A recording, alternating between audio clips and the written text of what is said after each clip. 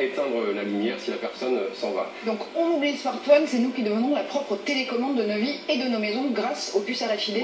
Voilà, sans s'en rendre compte, on peut programmer par exemple l'allumage de la musique également. Alors il y a des applications plus essentielles, c'est notamment dans le domaine de la santé. Il y a des biomarqueurs qui vont analyser en permanence notre sang et prévenir des médecins s'il y a un souci. C'est notamment ce sur quoi travaille la start-up Bisense.co. Et puis bien sûr des oreillettes de plus en plus perfectionnées jusqu'à passer en dessous de la peau. C'est ça, cette petite frontière qui fait vraiment peur aujourd'hui. Alors est-ce que ça veut dire que demain on n'a pas le choix, on sera tous pucés?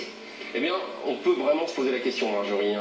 Moi, je peux faire enlever la puce quand je voudrais, avec l'aide d'un médecin, mais on voit qu'il y aura des applications très intéressantes. Il y a notamment le cas d'un Américain qui s'appelle Eric Sorto, 34 ans, qui est paraplégique et qui, grâce à une puce implantée cette fois-ci dans le cerveau, a pu se resservir à boire, a pu en fait commander, grâce à ses désirs, commander son bras et a pu devenir autonome. Il y a également beaucoup de recherches du côté des géants d'Internet. PayPal, par exemple, réfléchit à des puces qu'on va avoir dans le corps et qui pourront nous passer un jour de mot de passe. Alors défi pour la science, défi pour le business, on le voit, mais aussi défi pour la vie privée. Est-ce qu'aujourd'hui, Guillaume, vous pouvez être piraté à n'importe quel moment? C'est un vrai danger. Pour l'instant, je suis moi-même maître de mes données. On va simplement pouvoir voir dans quel endroit je vais parce que la puce va pouvoir activer une porte. Mais c'est moi uniquement qui est maître de tout ça.